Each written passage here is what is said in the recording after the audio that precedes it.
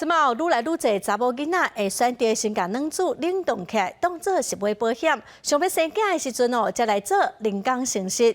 台湾女人连线早起是开记者会，表示讲台湾冷冻卵子的使用率无到1成，成功生囝的几率只有2.6%。目前冷冻卵子嘛无法律的规范甲保障，因呼吁政府着爱重视这个问题，才袂有愈来愈侪纠纷。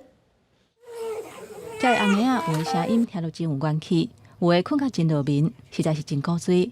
现代人渴望结婚，嘛渴望生，有人会想要把卵子冷冻起来，以后通做人工生殖。不过有妇女团体今仔日开记者会指出，后续也有真侪爱注意的代志。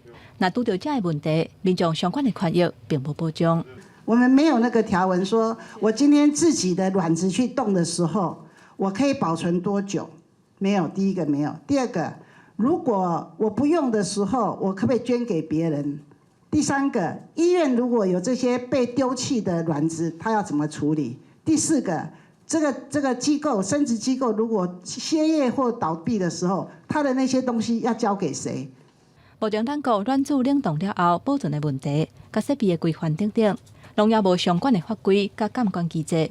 除了冷冻卵子的问题，国内人工生殖法下用的对象，敢有符合大部分民众的需求呢？女人她要不要？她可不可以去拿着卵去做人工生殖？是受到人工生殖法的规定，那个是只有不孕夫妻才可以做。也就是说，你是单身或者是你是同性的这个婚姻，你要去冻了卵，你要去使用，事实上是不被允许的。我们现在的人工生殖法规目前是以不孕夫妻为适用对象。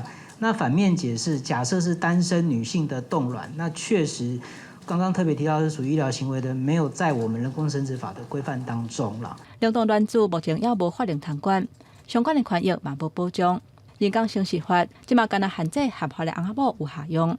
妇女团体希望政府或要抢救少囝化的问题的时阵，嘛要重视相关的配套，才会当互有意愿生囡仔的人一个有保障的环境，通安心生产，培育咱的后一代。